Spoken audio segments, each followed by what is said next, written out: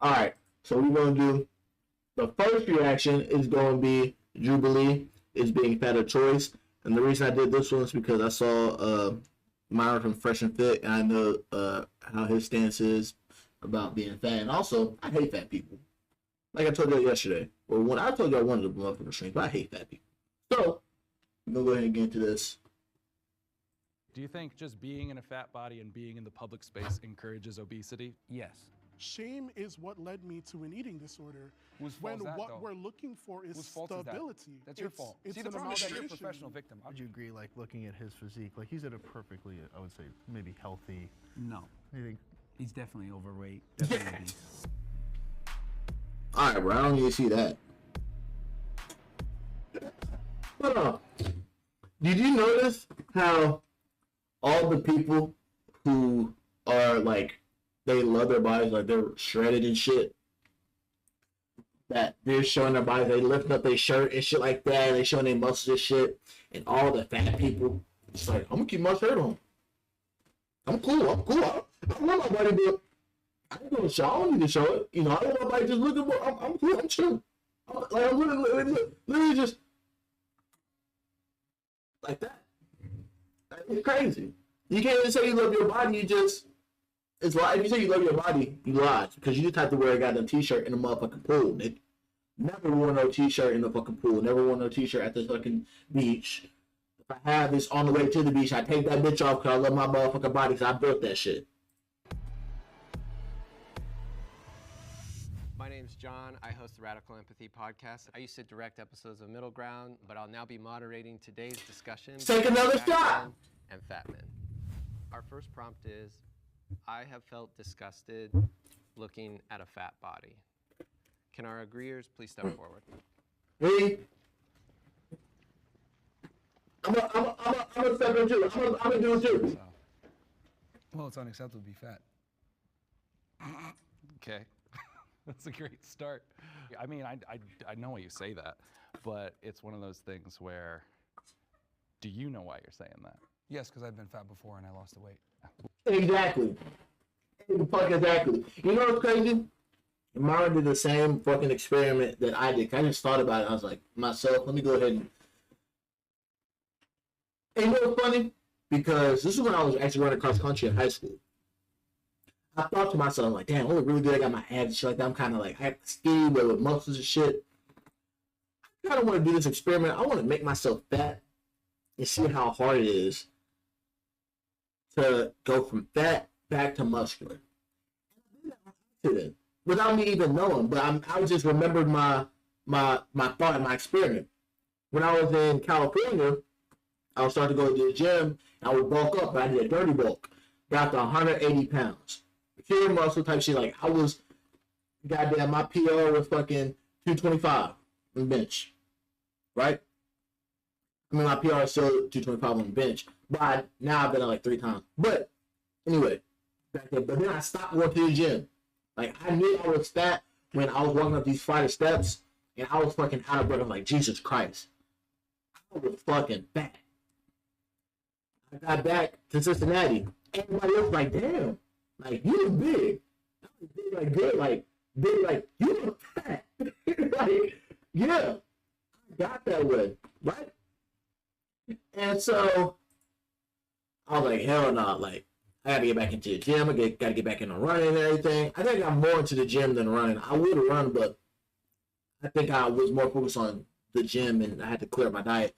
So me and my best friend, I signed up for, he was already at the gym right up the street. Signed up for a gym membership there, and we would work out together, and we went fucking hard, bro. Went hard as fuck in the gym, worked on my eating, and then when I was working at the job, my previous job, I was outside doing manual labor, and it was hot as fuck. So pretty much I was sweating out all the work, sweating out a whole lot. I was drinking a gallon of water a day, and I slimmed down. But it was before that though. But when I got to the job, I was already pretty much slim. I got the weight down, and I was back to doing my being looking good type shit. But when I got to my last job, like I really started taking this shit more seriously and everything. And sweating every day. They was like, damn, like, you look fucking skinny. But like, not like skinny, like, man, like skinny as in like, I didn't have no fucking double chin. Because when you like gain weight, you kind of have a double chin. Especially depending on how you eat as well. You have a double chin, shit like that. But I still was muscular. Like muscular as fuck. Because I was just sweating a lot. I was outside. And so yeah, like I didn't like the feeling how I felt when I was fucking fat. You know what's crazy? Even when I was fat, I didn't have a problem with my body. I still love my body and everything, you know. But I just feel a whole lot better just being like slimmer and shit like that, being healthy. Well, me too. I've been fat my whole life. I've been way skinnier than I am now, and I've been way heavier than I am now. Was I less valuable at one point in there? Well, I mean, you can make an argument that you're less valuable when you're fatter because you drain resources, but that's a whole other conversation. But yeah, I mean, in general, being fat is unacceptable because you control every single morsel of food that goes into your mouth. Okay. It shows a lack of discipline, it shows a lack of character, it shows a lack of temperance, and when you're fat, it's an outward manifestation of your inadequacies. When I see somebody who's 500 or 600 pounds, all I can think of is, why do they care so little about their health that they can do this, allow themselves to gain that much weight, knowing it's taken 20, 30, 40 years off their life? I just can't imagine not wanting to live that badly. I understand that. No, it's And you know what's crazy? A lot of the medical shit we do or don't do contribute to how much life, like either how much extra life we can have or how much life it takes away. Like flossing. Flossing and shit, that's fucking important as fuck. Because if you don't get the old food and the gunk and shit from under your fucking from under your gums and shit, it will decay your tooth and also leaves bacteria in your gums. That's how you get, you know, the early like gingivitis and shit like that. And then that could go from, you know, gingivitis, that could like kind of cause like oral cancer and shit like that. And, like, even though cancer is cancer. And like that could like kill you. And shit, there's a whole bunch of other shit too. And the food, depending on what food you eat, that could take away from, you know, your life and shit like that. And I mean, I did eat a burger and shit like that, but I'm young. I can do that. And also, I'm still working out and shit like that. I'm still running and everything. I also eat once a day, and I do a whole lot of stuff, so it kind of counteracts that shit. But a lot of fat people, they're not doing that. They think their workout is just taking the burger from here and just picking up the shit. No, it ain't it. I've definitely felt disgusted looking at my own body and looking at other fat bodies. And I'm gonna try not to stop this as much as I have been because it's an hour and 17 minutes. Disgusted with myself, and then projecting that feeling onto other people. And I don't think anyone on either side will disagree that health is important. I know that my own mental health was way worse when I was spending every fixate of my life trying to get smaller and trying to be thinner. I don't think there's any. I wonder if this is an old video because mine, I think he has his beard now. Unless he shaved it down. Done and not be discussed. Like, how can you not? I just can't understand. You can't nobody assume that everyone that. has the same opinion, though, because unfortunately, some people have emotional stuff that happened, traumatic stuff that's happened, so you can't discount and just say, oh, because they're fat. Boo-hoo, man. Like, there's way worse stuff going out in the world versus people saying, oh my God, I'm sad, I'm gonna eat some ice cream. It's like, no, dude, it's like, you're fat, you made that decision, you live in the best country ever. If you live in a civilized, first world country where you have electricity, internet power, etc., you deserve to be bullied.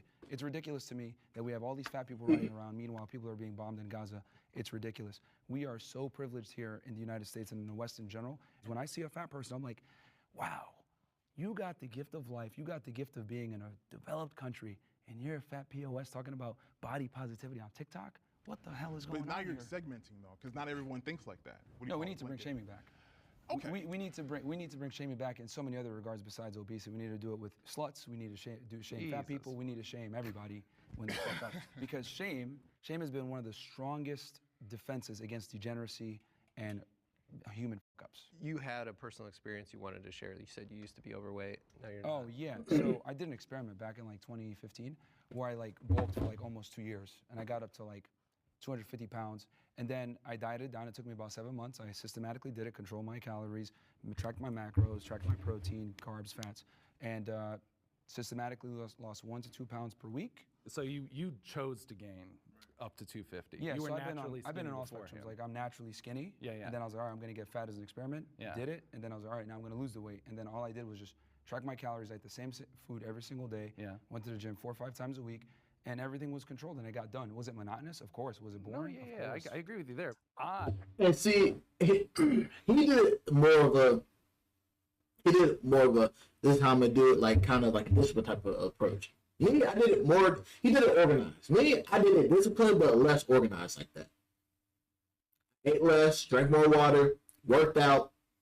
That was pretty much how I did. I would make sure I was as active as I could be as I wanted to. Back in my old job, the one I had before this, they had a gator, or they called it RTV, and pretty much it's like, all right, going to RTV, or people would get on RTV like, all right, Nykel, you want to hop in? I was like, nah, I just walk. I walk everywhere. I exert as much calories as possible. I am naturally this way. This is with working out 4 or 5 times a week. That's not true. It's 100% true, bro. Nah, bro. No, Come to the gym with it's me. not. This is me It's not working out. natural at all, because at the end of the day, if you don't lose weight, by definition, you're not in a calorie deficit. If you're not in a calorie deficit, then you're gonna either maintain or gain weight, and that's the problem, is that people don't track their calories. And that's true, but people burn at their resting metabolic rate a different set of calories. Doesn't matter. Let's not get too granular right now. Ragini, it's going to be one of those episodes, right? Let's bring in the disagreeers and hear from them. I chose St. George's University School of Medicine. Sorry, my buddies are goddamn. They're texting the group chat talking about. Okay, so the reason I disagree, especially when I heard the statement, I don't think I'll ever look at somebody based on their situation and think that I'm disgusted. Like, if I see somebody that's a drug addict on the street that's homeless, I'm not disgusted by that. If I see somebody that's incredibly overweight, I'm not disgusted by that. Do I think that there's an opportunity for growth? Do I think they've been put in a disadvantageous position that's probably makes it harder for them? Absolutely. I think I'm kind of an empath, so when I see somebody, I know that there's things underlying, and one of my best friends is 400 plus pounds. I've helped him lose 150, 200 pounds. He's gained it back. And I don't look at him and say, I'm disgusted, but I know how bad he wants it, and just seeing how hard he tries and then reverts, it's almost more tough for me than to be like, oh, that's disgusting, you know? And I think there's plenty of people that look at me and say, that's disgusting, I never want to look like that. So like, I know what it feels like on the other side to like look the way I do and get people look at me like, ugh, that's gross to like have that muscle. And to go back to that point, like you came from a fit place and like deciding to bulk, like that's a conscientious decision to gain weight. Like you already have those habit routines and skills in order to stay in shape. And then you use those same skills you had to pull back on the calories and knowledge you had. The reason why I use that example is that you can get fat and lose the weight if you know what you're doing and you have the knowledge and everything else like that. It's just about consistency over time. So it's like, I look at it like— let me cut you off, because here's one thing that you just said. Yeah. You had the tools. So there's people that don't have the tools that you've passed judgment on, and you have failed to realize that with the tools, people are very much capable of achieving amazing things. But okay, let's talk about said no, tools. hold on, I'm not done. Why you cut me off I'm before, not done. remember? And I stood over there and I listened to you, and I was like, it's a ton of bullshit too. Oh, sure. But we're gonna address this, right? Yeah.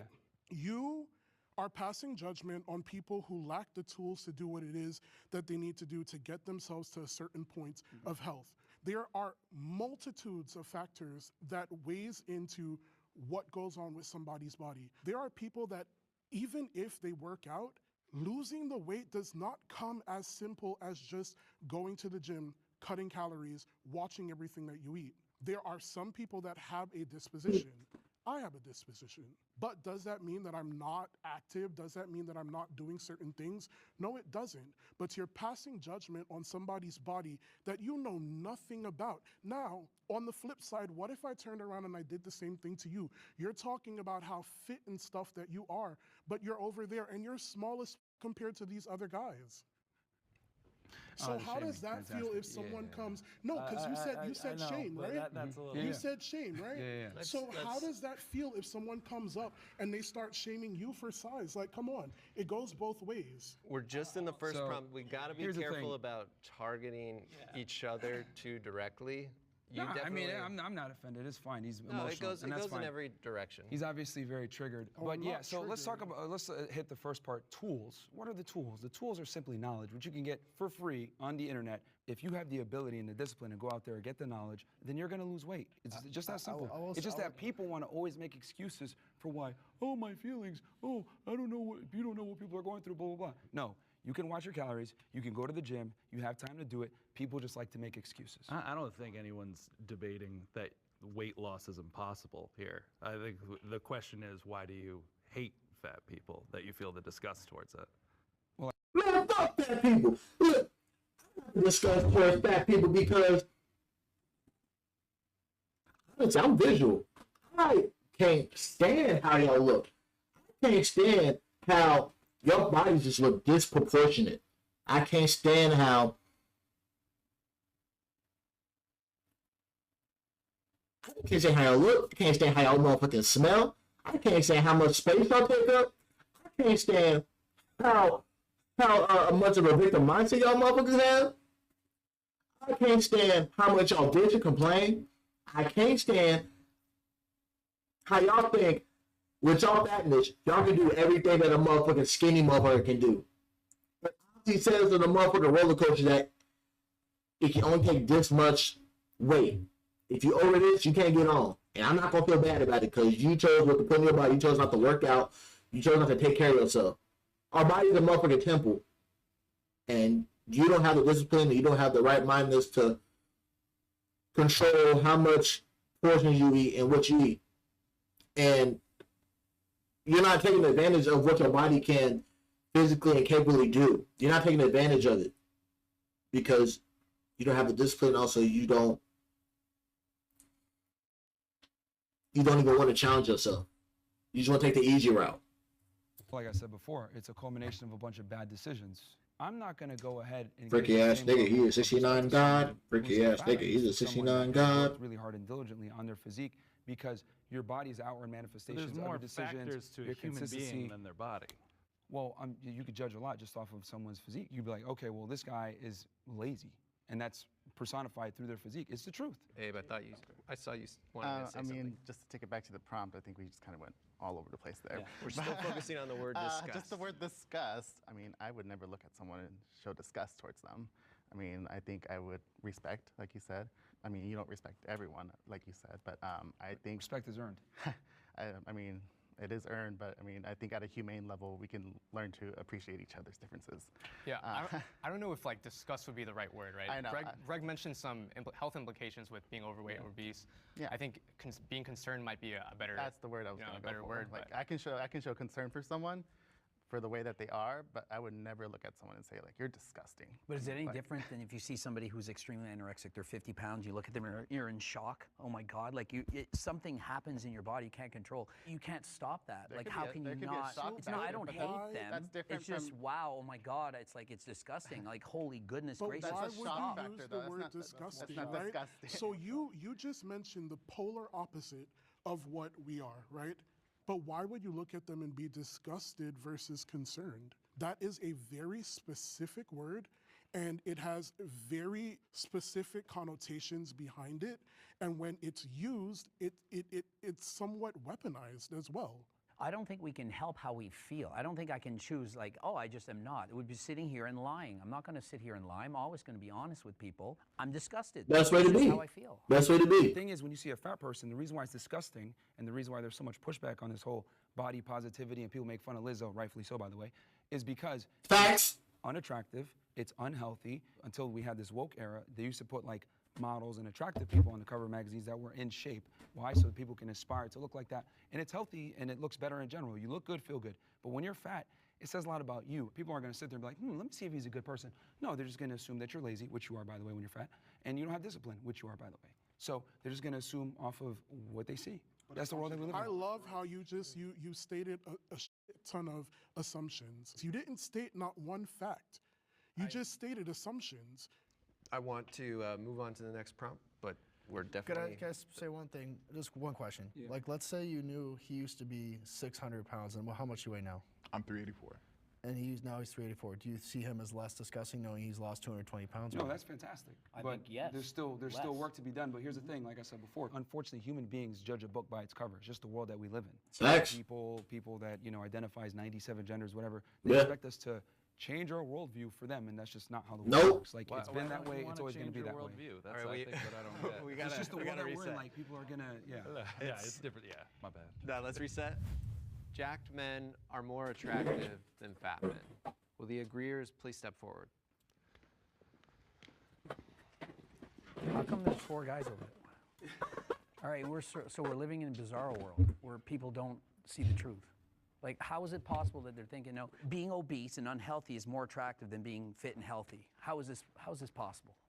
Actually, you know what? This is precisely why a majority of women find a majority of men as unattractive. Because a lot of guys think this way, oh, I just be a nice guy and girls are gonna like me. No, they're not.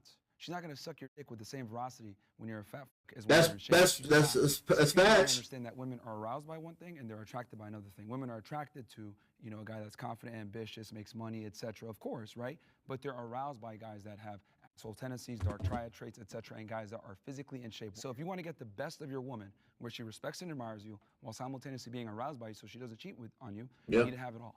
You're saying that's true for all women? A majority, a staggering majority of women. There might be 1% of the world that there's something wrong with them that might think that, yeah, you're 600 pounds, it's so hot, I love that, but.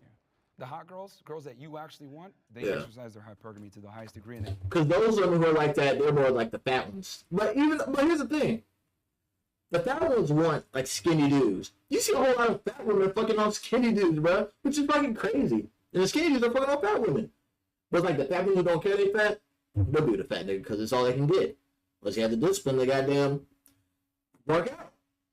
They want guys that are fit and have their money together, have their life together. You're looking at me like you want to say something. Yeah, because the question was, are jacked men more attractive? We all walked over. Are we more attracted to jacked men? Well, I'm assuming they framed that because we're all guys here they mean women. Well, men can be attracted to men. If I had to switch teams, I've never seen 2 gay fat men together. Never seen that. Most of the gay men I've seen, I don't see gay men often. But when I do see them, they're usually either jacked or they skinny. Like with the jack guy. Obviously, this is going to be like personal biases, but I think attraction is very fluid in the sense that I can 100% admit, like there was probably 40 pounds of muscle ago is when most women would be like attracted to me. Of course, like fitness girls, they're totally okay with the size I am, but like probably most girls, I'm like too much for. So I guess like where do we draw that line of like, I think for example, like you would be much more attractive to most women than me. Would you agree with that? I mean, that doesn't mean that like if you walked up to a girl and let's say you're not her, like you're a little bit more muscular than she would like, if you have the charm and charisma, she gonna still go with you, man. It don't matter. Like, I have an interesting point. And no shade on you, but I think if you had Zach, right, you're on the end? Yep. If you put Zach and Greg and you put them next to each other and you did a poll, I think that most women would probably pick him if you had to like, because he's got the height and all that. What would you guys say to that? No. No. Well, we can put it to the test. But that's not really fair. I'm 48 years old. He's a lot younger than me. He's about a foot taller than me. But you can't compare. I'm an old man. I'm 48 years old. Obviously, height is a big component. So that so it's not you're comparing apples to oranges. But if you take the same guy, same height, etc., but one guy is fat, one guy's in good shape, she's always going to go with the guy that's in better shape. Yeah. Because I've been so surprised to see on Instagram, there'll be like guys doing like an outfit try on, like not in shape in the slightest bit. And all the comments are women like, I wish like men knew this is how we wish they looked. And like, oh, this is like the dream. Liars media. Liars to look good. One thing about, you can never believe what women say, man. You believe how they behave, not what they say. That's a different episode. And you can't believe what people say on social media because social media is like a 5%. It's like 5 to 10% of society, bro. Oh God. Like regular women who are now on social media and shit like that, they don't think like that. And also women don't even know what they want for breakfast, so you can't even control, you can't even think that. That's all right, figure it all in. Yeah. I disagreed mostly just with the blanket statement because attraction is so subjective. I am a big and tall model by trade. That's what I do. I model clothing brands. I've modeled with major fashion houses. I've been on the covers of magazines. You mentioned before dad bod comments and whatnot on social media. I was flabbergasted when I started how many people were commenting and DMing me and talking about how attractive I was, that it just kind of, I don't know, showed me that attraction is a lot more subjective than I thought, and people have a much wider range of what they find attractive than specifically a body type. Is being jacked the most important trait for being attractive? I'd argue for guys, it'd probably be otherwise, right? I think height would be a bigger money, component. height, fame, like what can you bring to the table? The number one thing is status. By far, status. People also go after what they think they can get. So Happy day to Mario. Another shot, baby. And it's like, well, I can't get that guy. I'm attracted to the 10 on 10 supermodel, but I'm not going to get her, so I'll be happy with the 9.9 on 10. Just to be clear, are we speaking about women being attracted to men? It's not just about women. It's just about attraction. What is the most attractive, in your opinion, physique for a man? Okay, I'm speaking from like what women find attractive. So when I speak, that's what I'm talking about. Yeah, anybody. So my law we can talk about your motherfucking name, how you speak, so you good. standards, pretty much. I'm attracted to people in general. So you could be jacked, you could be more plus size, you could be skinny, you could be whatever it is that you are. If I'm attracted to you, I'm attracted to you. What are the traits you find most attractive? I think the way that you carry yourself is a really big thing for me. I can't date someone who lacks confidence, because I feel like that seeps into other aspects of your life. Do you mind if I jump in on the confidence thing? Yeah. Okay, cool. So growing up, wasn't too confident in myself, and I gained that confidence when I started losing weight. And I noticed it was me putting myself in positions to get more opportunities with women. Right now, I'm single right now, but I'm doing okay. But the confidence came from me losing weight. So I do agree that it's a subjective He got a motherfucking wallet in his motherfucking pocket and she's stretching his dude. That shit pissed me off too. kind of standpoint, Sorry. but socially, I think Sorry. physically fit men, that's just like what everyone's liking. It's like what, I don't that's think what it's as trends towards. subjective as guys are trying to say. Yeah. Attraction isn't a choice, and there are hardwired traits that women look for in men. And what I've come to realize is that what women put out there is what they find attractive are politically correct things. Oh, he has a dad bod. He's nice. He's a good guy. The reality is that women don't respond well and favorably to these men. There's a reason why nice guys finish last is a thing. It's because when you're too nice and you kind of bend to her will, etc., girls aren't aroused by that. Girls don't want to say what they're really aroused by. Guys that are able to stand up to them, guys that are able to tell them, well, that was a stupid comment, or hold them accountable for their stupidity when they do dumb things. This is what women find attractive because these are leadership traits. Have any of those things happened to you, though? Well, I mean, I've talked to almost 3,000 women, and what I've come to realize from talking to all of them is that most of the time, you know, when they're in a comment section of TikTok, like, you're so handsome, blah, blah, blah, will they actually go on a date and have sex with that guy? Hell Probably no. not. But they Nope. say that because it's politically correct, and women tend to not want to be adversarial. They're going to say what sounds good. But what they're actually aroused by are two different things. But they're Yeah. married to those guys. Yeah, that was kind of what I was Most getting to. often they're married I'm to- married And to. marriage is a failed institution in the West, and this is why most men get divorced by women. This is why they get destroyed in the divorce courts. This is why women overwhelmingly initiated the divorce rates in And also, they get motherfucking cheated on with somebody who's jacked. America. 80% are initiated by women because we sit here and we lie and we believe what women say they're actually attracted to. No, Well, they're not let's attracted go to back things to they talk about. attraction for a second, though, because I'm married. Sure. I have a child. Cool. I have a beautiful wife. I was this size the entire process through it. Would you say that you're an average guy?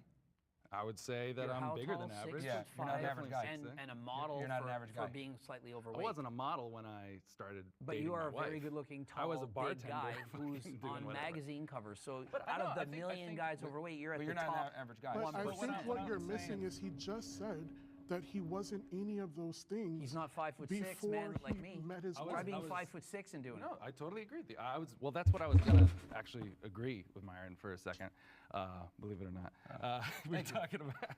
You mentioned status, and then a lot of people other mentioned confidence. So you even put it in your own pecking order ahead of being jacked or being Yeah, status physically for sure. attractive. Wouldn't you say that matters more? Well, yeah. Confidence, how you carry yourself, how you Yeah, do well, it. yeah, I mean, the prompt was simply, is it either you Oh, yeah. jacked or And are you I'm fat? not What's gonna more argue attractive? the fact that our society definitely finds jack guys more attractive. But I disagreed with the statement because it was a blanket statement that I have found untrue in my own life. Do you, all of you, feel like you'd be more or less attractive, let's say 50 pounds lighter than you are, and simply like just body fat?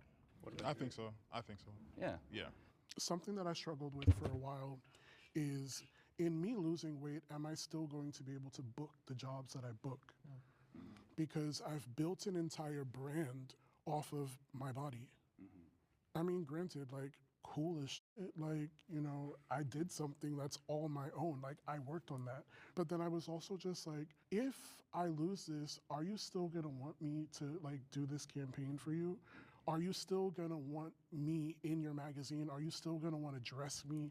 And then I had to, like, take a step back and say, like, well, what is it for me? Do I want to be skinny? No. Do I wanna look like Greg? No. Do I wanna look like Myron? No. But I know I wanna look like me. I think talking about the law of attraction, you focus so heavy about what women would find attractive and the perspective of the woman. And I feel like, are you even attracted to yourself? When you I'm not gonna fuck myself. I'm not gonna be able, I'm not gonna have kids with myself. I work out, I make money, I do everything for women. That's the point. Women motivate me. I mean, yes, in terms of I do shit for myself.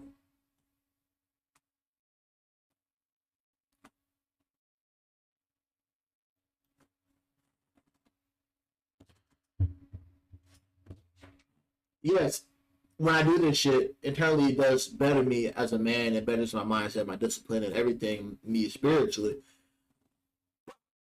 If I could be fat, like if kids were in the picture and there were no women, would I really want to do all this shit? Would I really want to get my own crib? Would I really want to have a car? I'm so simple. I'm like, I'm cool. Like, I could just live off the land. No. Are you attracted to yourself?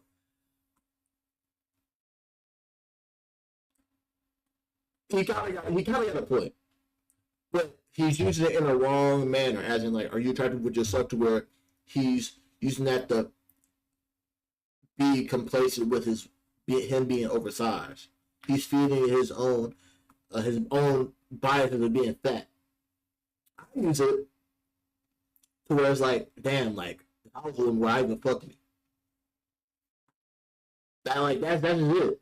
Like, I wouldn't, if I was a fat piece of shit, I wouldn't fuck me. I wouldn't be with me. I wouldn't want a relationship with me. You look in that mirror. If I was a bad bitch, I fuck me too. Are you like, damn, like, I did that? Because when I got up this morning and I threw on my outfit, I was just like, yeah, I ate that. Well, if you're going to talk about being attractive, etc., typically people... I know you ate some. I know, but don't fat ass you ate some. People are speaking from a romantic sense, from a heterosexual standpoint of men and women. So that's why I answered the question, because it was very broad. That's what I mean. But of course, you need to be able to look at the mirror and respect the man that you see looking back at you. When you look back and you see the guy and you're in shape, etc., and you feel good about yourself, look good, feel good. A byproduct of that is that women just tend to find you more attractive. It all works together in tandem. Are you happy with the way you look? Of course, of course. But I had to work to build this physique, and it took many years. I was an athlete in college, I was a Division I athlete. It took many years to be able to do this. So, what'd you play? I rowed in college. Crew. Oh, sweet. Rowing. Yeah, I like rowing. So I think when fat people look at the mirror and they say, "Oh, I like that," that's coat, man. It is coat. They say Yes. that to try to bring themselves up, but the reality is, most of the time when you're fat, you look in the mirror, you're like, "Damn, I really let myself go." Yeah. You're like, you know what? It's not that much of a priority, so fuck it. Yeah. Abe didn't get to answer the question going around. Yeah, I was in the same boat as you, just because I feel like I don't agree with the blanket statement. Personally, for myself as a gay man, I find myself attractive. I would say, like, I go for guys like you as well. See, I told you, even him being a gay man, he will go for men who are skinny, jacked, shredded. I've never seen two gay people together. Unless, well, those are lesbians, but if they're women, but it's lesbians. But even then, it's rare too. Because we the same thing, like, bro. And I feel like I get a lot of hits on those types of guys, and I'm pretty content with how I navigate my attraction, and I think it goes a lot to the status and their confidence. So, like we said, so. All right, let's go to the next prompt. After 4 years, the Radical Empathy podcast is now back. There's a new episode out. Oh, 4 years? Go give it a listen. Who cares? I want to get back to the positivity movement is problematic. Will the agreeers step forward? Nickelodeon was kid everything, but that Mark. No, because of fuck man, fuck Dan Snyder. All right. Well, I think where it becomes a problem is obviously you should be comfortable in your body, and if you genuinely love how you look, great, but you can't ignore your health. Being someone who is overweight, I've been fortunate enough not to have any extreme complications other than, like, you know, knee pain and stuff like that. But I know people that, you know, that are my size or bigger, and they have cholesterol problems, heart problems, diabetes. I have none of that. So the body positivity movement becomes a problem when you hide behind the shield of, oh, I should love my body, da da da da. Great, but you have to be healthy too. You can't ignore your vitals. You gotta like check yourself on the inside. Yeah, I think the big thing is you have to separate the health implication with you just being confident, right? Like I'm all for people to feel confident in their own skin. I think body positivity movement has been beneficial for plus size people in that regard, right? Because let's say there's a plus size person who's too embarrassed to go to the gym because they feel like they're gonna be judged, whatever it is. But it's because of body positivity. They're like, oh, hey, like I see other plus size people in the gym. Maybe I'm gonna give it a try. And all of a sudden they start going. They're like, oh man, I like this, right? And they keep it going. You can argue that without body positivity, maybe that day would have never happened for that person, right? But I think the problematic part really comes down to people extrapolating body positivity, shaming a celebrity like, let's say Adele, for losing weight, right? That's where I would kind of draw the line there. Or promoting Lizzo. Making fun of Adele for losing weight, but promoting Lizzo for being a fat ass. Yeah. Unacceptable. Are a lot of people doing that? I think the thing with Lizzo is it's not just. Dad would be like, Lizzo was not Lizzo. I said Lizzo. Goddamn it. I said they would say Adele was so much more attractive when she was bigger. Do you remember when Adele was bigger? Adele like she on crack now. What has she been doing? What? Wild question. Lizzo, oh my God, you look so good. You look like so beautiful and shit like that. You don't need the gym. Keep working it, girl. Like, bruh, that ain't true. Adele looks way more beautiful, skinny. But I don't like white girls. Fuck white women. I don't give a fuck about white hoes. But Adele looks way better, skinnier than she did as a fat woman. Still hate white hoes. Weight, it's the lifestyle. You like see her drinking all the time and partying and not sleeping. There's like so little to do with health. It's not just she's promoting like loving yourself, which I think is great. She's promoting a lifestyle that is unhealthy, like being very overweight, drinking, not sleeping. All of these things are not conducive to your health. So I think you conflate that, and sure, being body positive is important, like loving yourself, loving the way you look. But if that's gonna influence other people to make bad decisions about their body and their health, that's problematic. Body positivity is disempowering people. It's making them think that they're healthy at any size, which they're not. And so as soon as you start telling people, hey, just love your body, like Lizzo will literally rub her belly and said, you're giving me all this power as she's eating a burger and she's promoting being obese. By doing this, you're just ruining it for people who actually should think, wait a minute, I can lose weight, I can go to the gym, I can eat less, I can do this. Yeah. Personally, my problem with body positivity isn't necessarily what it stands for, and I feel like there's a misconception because there are those people that they use it to justify fatness and just I don't even want to say fatness. I want to make it very clear, unhealthiness. Okay. Because there's someone like me who I wouldn't say I'm necessarily part of the body positive community anymore. Personally, I would say I champion body diversity because it's all encompassing. It's inclusive of what everybody, is doing within their journey. When I expressed the desire to lose weight, another plus size individual that I used to be friends with was just like, well, I don't feel like I can share your content because I'm not sure how my followers are going to perceive this. I think it might be triggering for them. Triggering?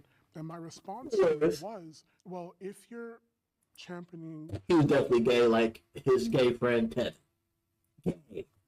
Body positivity, Jesus Christ. what I'm doing should not be a problem, because the entire time that I've been advocating for people that look like me or people who have been othered in any capacity in general is that all bodies are good bodies. What we do with our bodies And so body diversity is important to me because for a guy like you, or a guy like the two of you, might suffer from body dysmorphia. And that's a very real thing. You might not see yourself for what you really are. And so you're seeking unhealthy habits to achieve a goal. To get where you want to go, like you just got to give it time. Be healthy in it, in all aspects, like mentally, physically. You've got to find the right avenue to do what it is that you need to do for yourself. The body positivity movement is a huge psyop to keep us fatter and stupider. It's all a scam. Yeah. The reality is that Big Pharma wants money, and they understand that when you're fat, you have more health problems. They understand that you're going to need insulin, you're going to need medication, etc. And they make a bunch of money on us being sick. There is no incentive to actually have you be healthy. So let's go ahead and make our people fat as hell, get them in the hospitals, get them on medication, continue to make money, etc. It's all a big psyop. So you believe it's all intentional? Yes. We promote mediocrity. I feel like it's a subset. Yes, I'm sitting here because I do think that there is a part of it that is problematic. But I think that the problematic part of it is a subset of people that use it as a tool to weaponize whatever it is that they're doing. I think the whole movement is a problem, the body positivity movement. You're going to have those extremist people in any type of movement. Feminism, BLM, the body positivity. What other movements have there been? LGBTQ plus. Like, shit, KKK, but KKK everybody was like that. So, you do have extremists in every. KKK is a different thing because they're all extremist type shit. Like, yeah. In general is a problem. All of it. So you shouldn't feel positive even about your own, like for you, for instance, well, right? I think if you haven't body? earned, here's the thing, being happy and content with yourself, it's not given, it's earned. You have to go out there, work, and then you're going to feel that satisfaction, like, I earned that. That feels So good. at what point do you earn it, though? When you can look back in the mirror and actually, genuinely, not coping, respect the man that you see before you. And the reality is, people are going to realize that you're going to need to achieve a certain physique, because you have all these fat people, I love my body. No, you don't. It's a lie, dude. You're just coping, you're lying to yourself. And now all these people on Instagram and TikTok with the body positivity movement are lying to themselves. They're not happy where they want to be. They just accept that because they're too lazy to make a change. No, but I genuinely do love my body. Right now as you are? Yeah. Then why are you going to the And gym? I'll explain to you. Then why are you going to the gym? I will explain it to you. I love everything that my body is capable of doing. I love the fact that at my size, I can do a lot of things that other people smaller than me still cannot do. But you want to lose weight, though. And yeah, right. Which is good. I want to lose weight because I love my body, but I have one body. Why would I not love it? Yeah. And because I love my But body you understand is that your why body I'm now needs to be looking to make changed. changes. Yeah, right. make changes. But to say that loving your body is BS, no, you make changes, you make healthy changes to yourself because you love yourself. All of that time that I'm putting in, the work, the money that I'm spending, that's a labor of love because I love myself enough to know that I want to make some changes to live a better lifestyle in the sense of I can just do a little bit more. All right, let's bring in our disagreeers. At Lemonade, we're changing insurance, starting with clearly explaining how it works. So it's not a single problem. Oh, no, I'm not. Now, for what Kevin just said, yes, I do make change because I want to see myself do better and shit like that. I love myself, so I want to take care of myself. But also, it ain't just that. I'm looking in the future. I'm looking for when I have my kids and when my kids have kids in my family lineage. That's what I'm looking towards. Because how am I going to tell my kids to stay healthy if I'm not healthy? Healthy ass kids. I want them to beat the fuck out of. I don't want them to beat the fuck out of anybody, but I want them to be capable of doing that. I want them on the advantage, not the disadvantage. I'm not saying there's not a single problem. To me, body positivity is more about bodily autonomy. Like you were mentioning wanting to lose weight. My whole thing is like, yeah, it's your body. Do whatever you want with it. I don't think I, as a human being, have a right to tell any of you what to do with your bodies. Body positivity kind of comes in and goes, okay, you as a human being have inherent value. Just in the fact that you are a conscious soul on this planet, you have an inherent value. You are within a vessel of your body that you do have control over, but at the same time, you're not less valuable to society or from the standpoint of the soul for what your body looks like. When I'm speaking about body positivity, I'm talking about the over-acceptance and encouragement of being obese. So I personally, again, I'm not super online, have not seen anybody pro-obesity ever. Lizzo. Oh, there's a bunch, dude. She loves herself. Avocado, avocado. No, there's a They big are difference. actively promoting obesity. She's not telling anyone to get fat. She's showing you exactly how to do it and saying, look at my body as I love and rub it. It's giving me life. And she's like joking around. And also, I want to clarify, see, here's the thing. There's a bunch of fat influencers that push this body positivity situation, and a bunch of them are dead now. No one talks about that. That didn't hit mainstream news. I haven't heard about that. Yeah. Which influencers are you talking about? Because I don't recall their names, but there's a couple of them that passed away. They're YouTubers. They used to do these mukbangs where they'd eat a bunch of food on camera. Mukbang is totally different. Okay, but that's they're not mukbang a part is of our different thing. community. That's Yeah. a completely different thing. We're not saying we're gonna go to a restaurant and pig out just because it's entertaining or anything like that. There are people that they're called gainers, that their whole lifestyle, their fetish and things like that revolves around gaining weight. Yeah, and I understand that you're saying that that's not a component to the body positivity movement, but you got to understand for the general masses, they're watching that, they're going to attribute it to that. They're not in the niche, they're not a creator, so they're not looking at it like, no, this person's just a gluttonous person. No, they look at everyone who's obese that's making content about being obese and continuing that lifestyle as a part of the body positivity movement. But they're not making content about being obese, they're making content about overeating. But the thing is, you know what I'm saying? The masses, we don't care. We see a fat motherfucker being gluttonous, eating all the food, and we assume that's body positivity. We body positivity. Oh, we want to remain fat, so this is what we're doing. The general masses doesn't care. We're not gonna go, oh, that's body positivity. Oh, that's just a gainer. Oh, that's just he just like, no. Like, bro, we don't care. We see if that person's like, and they're eating food, like, okay, we're part of body positivity, I'm cool. Yes, and they Which also is also encourage an that. eating disorder. Yeah, and they also encourage being fat as well. Do you think just being in a fat body and being in the public space encourages obesity, just flat out? Yes. So just us existing, we're saying, yes. Yay, everyone go gain weight? It absolutely impacts other people to think, well, think of it, you're 6'6", good looking, you're modeling, but it's going to encourage other people to, well, hey, look at him, he's got lots of... So then what about when I go to the gym? When I step into the gym, or when Zach steps into the gym, or when any of us step into the gym, are we promoting being bigger like that too? Are we going there, and is our presence there unwanted? By being famous, rich, popular, and being obese, you're indirectly promoting it in the same way that people who take steroids and are 350 pounds of muscle and win the Olympia are indirectly promoting it, even if they don't say they're taking it. Yeah. I'm speaking more specifically in the gym, in that space where people should be coming together to work on their bodies and stuff like that. If you saw us in the gym, I would be happy and proud and excited, and my whole channel is about helping people who are overweight to lose weight and have realistic expectations. I would never say you have to look like this, you need abs. It's just, let's go halfway there. That's my entire channel, of which I have over 2 million followers. It's all about realistic goals Shameless for people who plug. are overweight to lose weight. That is what my channel is all about. but we're in public, and you made the statement that if we step out in public, that it would encourage people to live an unhealthy lifestyle. The more friends and you be have who are obese. overweight, the more likely you're going to be overweight. It just happens to happen. I'm just telling you the truth. I'm not going to pretend it doesn't. If 90% of the world were overweight, more people would be encouraged to be overweight. As just on this side, I don't think any of us have ever looked at a person heavier than ourselves and gone, I want to be that. That's a great thing to be. No, we have the same internalized biases as everybody else does.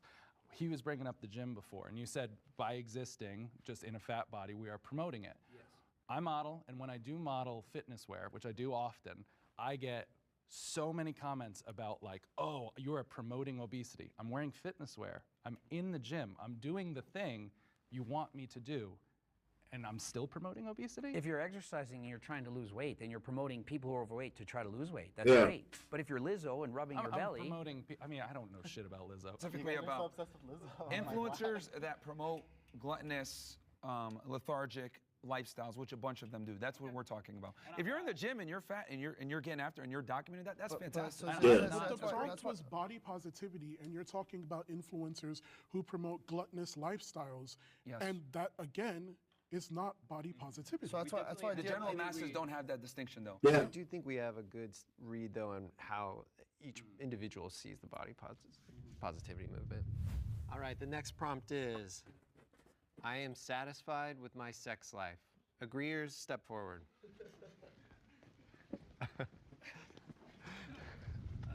Shit. I have abused my body. Will the agreeers step forward? I'll start by saying I've abused my body many times. Being a bodybuilder, a professional bodybuilder, I've abused steroids, did that for over 10 years. I don't think you can get to the level that you have to get to be at to be a professional bodybuilder while being natural. And so absolutely, and I would say that somebody trying to abuse steroids to get that muscle, to get that look is just as unhealthy as somebody who's obese. So I don't try to be a hypocrite. I say I've done these poor choices. I'm 48 now, I don't do steroids anymore. And so I recognize that what I did in the past was bad, probably took years off my life. And so I would say— It's probably gonna be the only video we do tonight. If you're not— This is a long ass video. Because if you do, you would stop doing the things that are leading to being morbidly obese. But then to your own argument, you spent 10 years doing something you knew was inherently unhealthy. Correct. But then you're gonna turn around and tell people that they should just wake up. But yes, exactly. Like people should have told me, Greg, why do you keep doing this to yourself? You do not recognize what's going to happen, and if we call it shaming, why are you abusing steroids, Greg?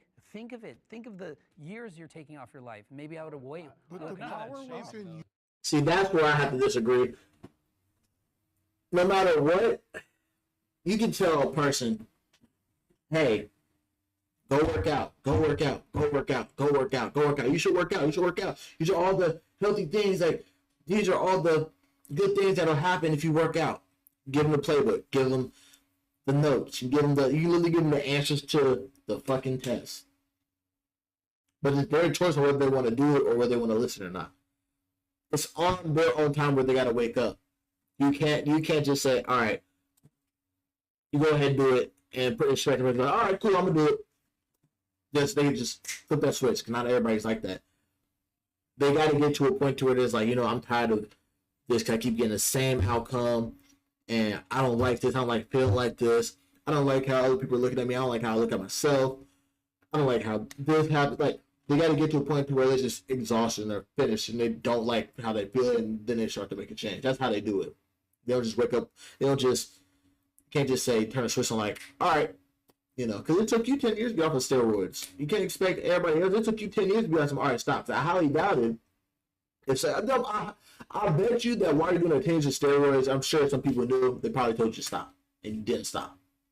Let's be completely honest. Let's be frank. Like, let's be honest. Your own awakening, right? The power right there was in your own awakening. Yeah. To realize within yourself that you were doing something negative, and then you made the change for it, right? Yeah. And that change is now consistent. That change is now something that you can give a testimony about Mm-hmm. and help other people change their ways or persuade people to just not do it at all, right? Building on what you said, what was the moment, where the perspective shifted? Well, I got old enough and realized I can't get any better at this. I can keep taking more and more drugs and try to sustain this, but I said it's not worth it anymore.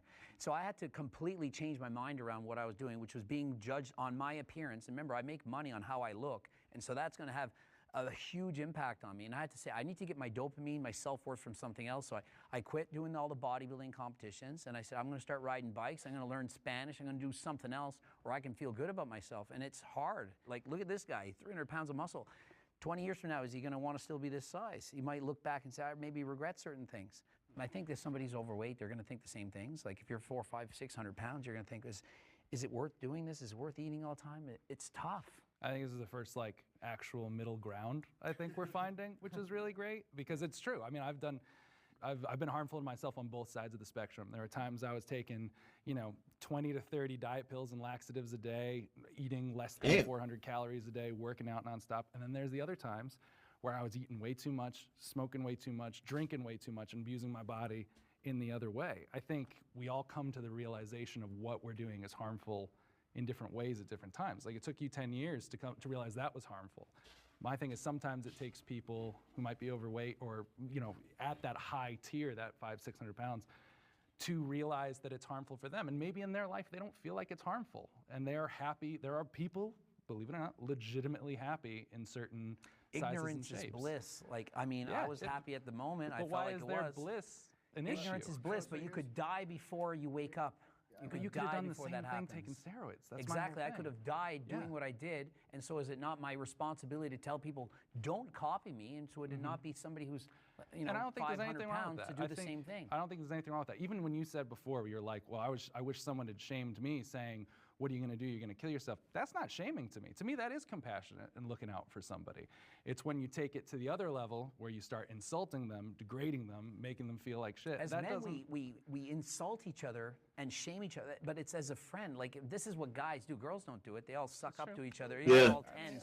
Guys are like, look at your gut, look at your belly, you fat saying what girls do. I know, that's what no, it's important to I'm telling you what they do. The It's masculine fact. from the feminine, because it's guys talking here, and I think it's important to distinguish when something is feminine to say, well, we don't adhere to that over here. Yeah, but there's been no shortage of generalizations on women in this episode so far, and I'm really, really curious about your answer to this prompt regarding like self-abuse, like bodily abuse. Yeah, I mean, I'm a lifetime natural. I've never taken a drug before in my life. However, I was an athlete in college, and obviously when you're a Division I athlete, you're trained 2 to 3 times a day. It was very, very intensive. I would train through injuries, which wasn't intelligent, but at the end of the day, I looked at it like, hey, we got to win. We got, you know, some teams to beat this season, so it built a mental fortitude. I think abuse is good to a degree if you're able to overcome it and learn something from it. I did a lot of stupid things. Like I broke the world record in the bench press, and now I can't bench press anymore. And it was my favorite lift. I've had hip operations. I have both elbows reconstructed. I trained too hard. I couldn't stop myself. All that pressure, desire, whether it was installed by myself or from others, to try to fit in, to be socially accepted. And I was addicted. I was bench pressing with shoulder pain. I should have stopped. I couldn't. And so, See, that's why when I go to the gym, I'm not there to impress nobody. I'm there for myself, and I really don't care. Like, if I want to get to like a PR type shit, I'll do it cool. That's just to talk shit between me and my friends. I don't go in there to impress anybody. I just do that stay there just to be fucking healthy. I never want to, I don't want to do too much to where it'll fucking injure me. That's my biggest thing. I don't want to get injured to where it's a lifelong injury and it fucks me up when I get older. I already got one injury. Not really injury, but I had one surgery on my knee. It would dislocate when I was younger. Now, sometimes I overwork it, it'll get inflamed, but I make sure I do proper workouts to where I don't feel like I'm overusing it and stuff like that. That's at the point where I don't want to be at, where I'm like, and I always told myself I'm not going to be like that. So, you know, I set the record and it's done. I can't even lift anymore. I don't squat, bench, or deadlift, because look at Ronnie Coleman. You guys know Ronnie Coleman? He's in a wheelchair. He can hardly walk. He's on pain medications. And imagine putting your body through all that torture, and then you get in your 60 and now you can't do anything. That's my thing. Like, when I stress my body, I stressed it out when I was in cross country in high school. Like, I never ran a day in my life when I started cross country, right? And I did that for 3 years. The most stress I've ever been. And also stressed my body out when I was in the military. Did that shit too. And then when I got back, stressed my body out by getting, got fat. Then stressed out by getting it back to where I'm at. I stressed it out a whole lot of times because I wanted to gain weight.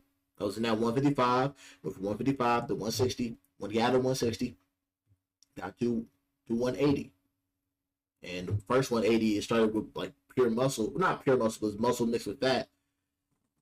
And then it ended up being fat. Went back down to 165. They got back up to 180, but it was more clean.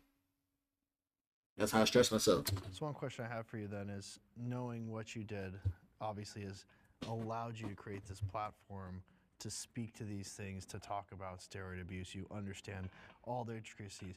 Do you think that you would have been able to do that, let's say, if you'd kept your natural status throughout your whole career. You didn't break world records. You weren't an IFBB pro. You didn't have all of those accolades to stand on. Do you think you would still be Greg Doucette and have all the following you do? I do not think so. I think I'm one of those 1 in a million cases that was able to do what I do and actually got the success that I got. But if I look back and I'm really honest with myself, I regret doing these things. I was natural world champion and I was breaking world records natural, so I had the records, but I wanted more. I wanted more glory. I wanted more people to say, you're cool, we like you. And so I ended up taking steroids. I did that because I wanted to fit in. I wanted to be sponsored. I wanted a pro card. I wanted to be famous. And it worked. At what cost, though? How healthy am I really? Everything it is that you're saying, right? I don't feel any ounce of like shaming you for it. I think everything that you said is really important, to acknowledge that and to know that and to then share that, right? But the difference is that like, had someone shamed you, I don't think that you'd feel the same way about it. Instead, people poured life into you and told you like, hey, I don't think that this is right. I don't think that you should really keep doing this because it's doing more harm. The opposite happened. I was rewarded. When I started getting popular on social media, I was talking about my steroid cycles. I was talking about what I've done. And they're like, look at your muscles, look at your chest. And it was like, do you know how hard it was to stop? Because I was being rewarded with dopamine, with people saying nice things about me all the time. And for me to stop, I know that my views on social media go down. If I went on a steroid cycle right now, people are gonna fall, wow, Coach Greg, you're back. We miss the old Coach Greg. And so it's hard for me to be the 48-year-old old man that's still preaching fitness when they say, we love the old Coach Greg, the jacked muscle freak. And I have to fight the urges not to use steroids every single day. Because I know I would look better, I know I would feel better, but I'm like, it's not healthy, and so I have to say no. I get what you mean about the dopamine reward thing, because for me, I have a similar situation, but kind of in the opposite way. Every time I start slimming down, I start getting the, what are you doing? Why are you losing weight? Because I am in that large guy space. So it's like, it's very funny how much on both sides, outward opinions just like really, really just make what we do hard. I know that when I am doing more cardio and like I'm a big hiker and biker, and sometimes in the summer I'll slim down, but then all of a sudden I'll get a ton of comments from people just being like, we liked you heavier, we liked you this. I'll have clients that'll stop using me because I've gotten too small. And so you're kind of seeking that dopamine, that approval, also that career boost. You get stuck in this loop of doing things that you know aren't good for yourself. I wanted to hear from you, just going back to the prompt, why you came forward. Oh, I mean, I think obviously professional bodybuilding has its risks. Obviously, I try to mitigate them as much as possible. I work with a company that I'm doing blood work quarterly, every 3 months. I am very, very methodical with what I do, and I'm very, very on the mild side. You would be surprised, but I've been training for 20 plus years. I think that's the key for me. I would say, like, being this size, 100% not healthy. Is it unfortunate that I am very passionate about something that is bodybuilding? Yeah, it's kind of like I fell into it. I love it. It's hard for me, but I made a decision with my wife that at age 35, that's it. I'm done. Like, no more competitive bodybuilding. I have an understanding, but like Greg, I have the foresight to know like there has to be a limit to it, because if you just let it go, I would have to be probably 25 more pounds of muscle and like have to do things that I'm not willing to do in order to be like, let's say, Mr. Olympia, right? So, because all the way through my 20s, I was closer to like 230 pounds, natural all the way until I was like 27 and a half. So hopefully I'll be okay going back to that size. And you know what's crazy? Because you know what they say. So doing something too much can be a detriment. If you're fat as fuck, you overdo shit, that's a health defect, that's a health risk. But if you're jacked as fuck, over like stretching your body out too much, doing the bench presses, trying to break the world record, and doing steroids and getting unnaturally fucking big, that also has health risks. Like Ronnie Coleman, the Mr. Olympia, like the black dude type. Maybe he's white. I don't know what the fuck he is. I think he's one of them. He's in a fucking wheelchair now. He's like 60. Like, that's why I'm cool with being above average. Like, I'm not doing it for competition. I'm not doing it for looks. I mean, I do like looking this way because, but I'm doing it just to stay and remain healthy. I don't have ego. when I'm in the gym, I'm like, all right, I'm just doing this so I can, remain healthy and, do what I need to do and keep moving how I move. That's just how it is. Like, and that's how people got to be, for real. And then it's like, who gives a fuck about what other people think about you? Do what you want to do, but make sure you're doing it healthily. Be healthy and shit like that. Do you use steroids currently? I mean, I use. Ooh, I think that's the biggest insult in the world right now. No. I only ask because. I know, I kind of it's because there's so many times where my sister want to do is over when she's when they like smoking or some shit, and then they be like, "Some damn, like you big, you use steroids," or they say to my sister, "I'm gonna gotta use steroids. Yeah, ain't no reason you need to be that big." But they're like scrawny dudes. It's funny as hell. I'm like, no, I'm natural. But it's funny. It's kind of it's a compliment, but also it's like a backhanded compliment. Where it's like you weren't disciplined enough to do it yourself, and you didn't control your diet and shit like that. So you use the something to help you out. But it's also like, damn, like you look big, like that's crazy. So I'm like, it's kind of a compliment, but like, no, I'm natural, motherfucker. Again, we're on the. After you can go to the gym together, I will break you. All natural, baby. I did this shit myself. Topic of body abuse, right? So I'm only asking that in that realm because of what you said about it. I'm not asking that. No, as it's kind of like it's just like when you're jacked like that and you say, "Do you use steroids?" It's like you think you can look like this natural. Like if I said, "Hey, I'm on steroids," you said body. Like if I said, "You look like you're on steroids." Yeah, people think you're on gear. It's a compliment. If I said, "Obviously you're natural," it'd be like, "What the? What do you mean? Obviously, there's no obvious." So yes, I'm enhanced. Okay. It's literally just like a question that I have, but it's also just like, well, what do you do as you're progressing in that to get to the points that you want? So that's where that question stems from. And I also really appreciate your candor for that. Yeah, I mean, I think I will 100% say like some of the best shape of my life was natural in my 20s, like very lean, probably my healthiest. Like if anybody tells you they're like an IFBB professional bodybuilder, it's almost 99% of them are in some capacity enhanced. It might be very minimally, it might be through the roof, like you wouldn't even believe what they're taking, but it's there. It's part of the sport. It's unfortunate, but like that's the problem. That's one of the problems we talked about earlier with the fitness industry is like that's the expectation. Let's bring our disagreeer. How you doing tomorrow? Only motherfucker. Yeah, so I took abuse as like doing things that's negative for your health, and for me, I've always approached fitness from a health kind of lens, right? Like Myron, I'm 100% natural. I'm never gonna look like Eric. I'm never gonna look like. Oh yeah, I'm 100% natural too. I haven't done any drugs outside of the mind altering ones. But I'm still cool. But yeah, I don't do any steroids. I've never done steroids in my life. Like Greg, but it's something I'm content with, right? For me, I'm kind of in for the long term. I want to be able to do what I do when I'm 60, 70, 80, 100. Yeah.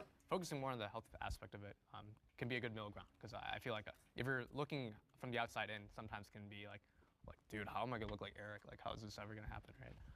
I've never wanted to be that big. If I am, I wanted that to be like grown man weight. Like I do see myself going to be like in the 200s, but like muscle. But I don't get there. I'm cool. But with the grown man shit, I will most likely be in the 200 pounds. But I'm not gonna force it. I'm not gonna be like it's gonna be like natural type shit. We'll have different goals, I would say, within fitness, and yeah.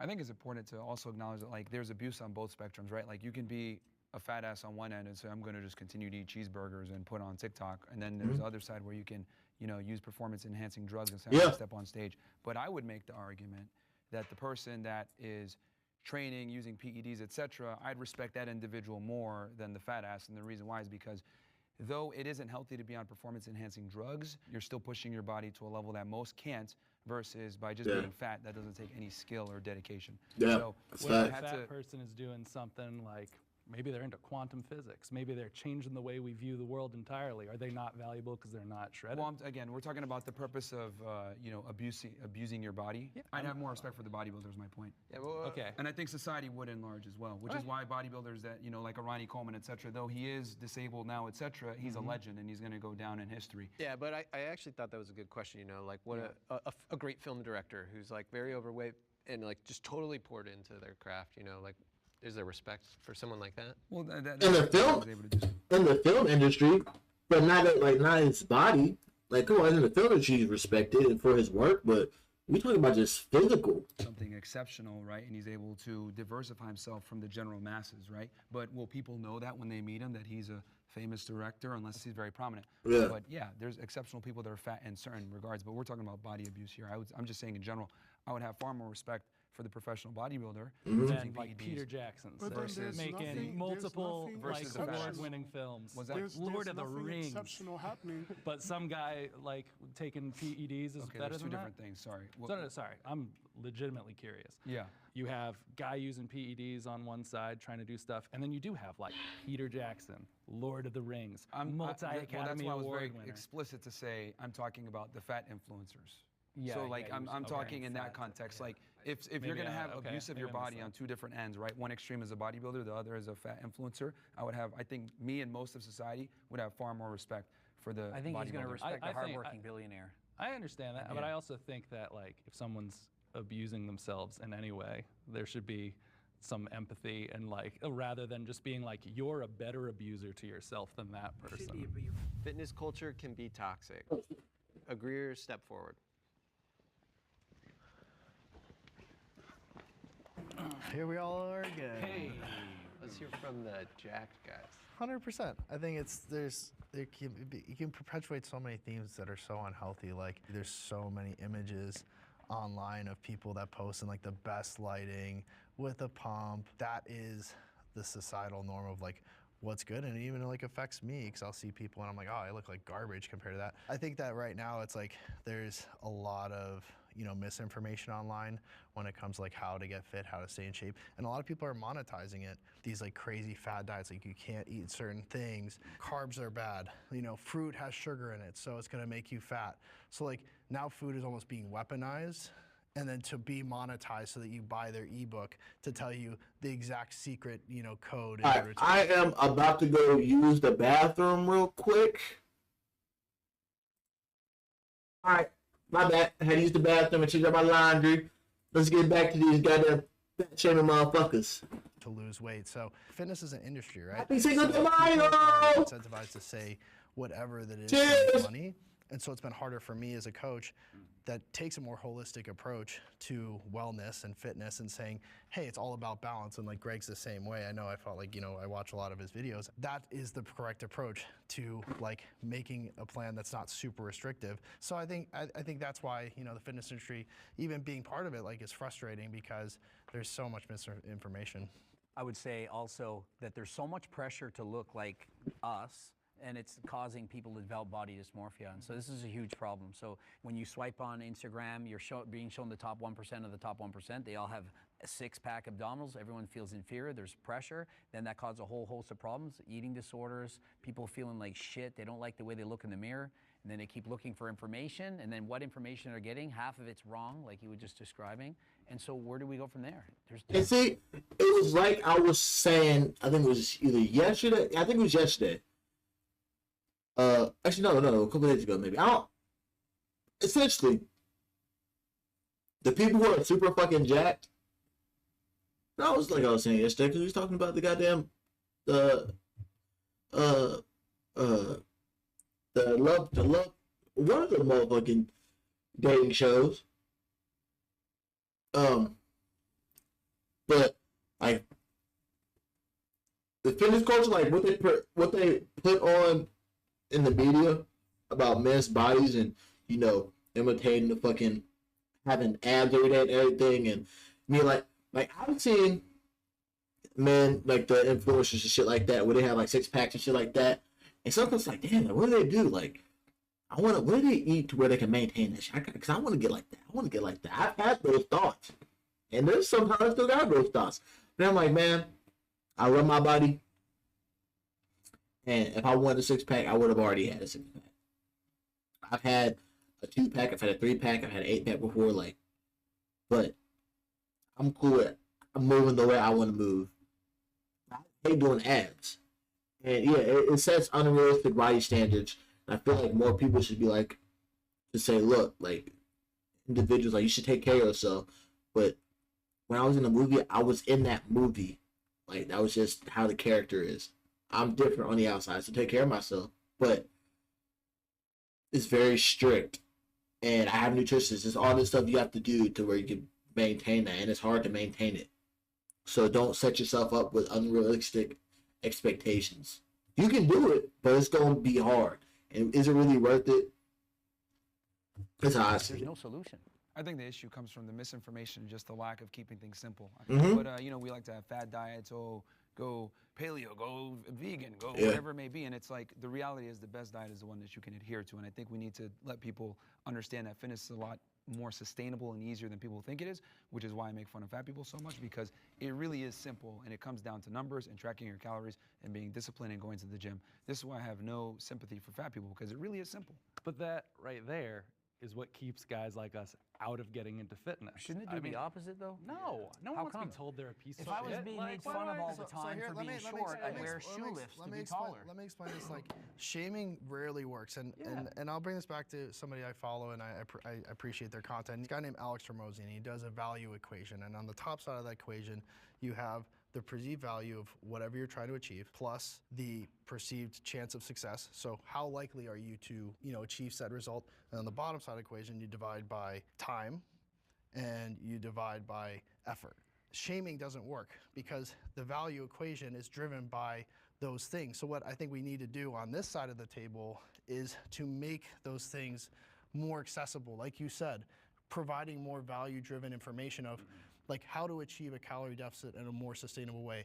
How do you make it so it's not so much time? Because so many people waste time, let's say, doing so much excess cardio where strength training should be the main component. So like that's why I think adding value and decreasing time and decreasing the amount of effort is going to give you guys so much more emphasis or ability to achieve the result and more motivation to achieve said result than being like, oh, you're fat, what the fuck? You know what I mean? So that's just my Well, take it's on because it. the fitness industry overcomplicates it so that they can monetize it. So if So they why- tell is you, that their I got fault? the secret sauce. Well, this is why it's important to acquire knowledge and be able to, whether you go ahead and do your own research. And again, it comes back to doing the work, and people get so mad, like, oh, why is this hard? Do your research, look at the studies. There's so much fitness studies out there. There's no secrets. It's just discipline and sustainability Have you over a guys, period have of you time. guys ever been confused about how to get and stay in shape based on the Totally. information that's out there? Totally. I would never, ever take advice from you. To get that advice or to gain that knowledge because of whatever this disposition it is that you have going on, right? What's the disposition? I mean, Can you describe it?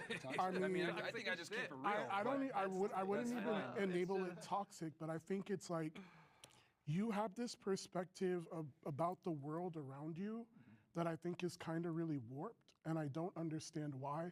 And I would like to understand why. And I'm not getting it because you're like shame is the answer and stuff like that, but It's worked for not. centuries. It's not though.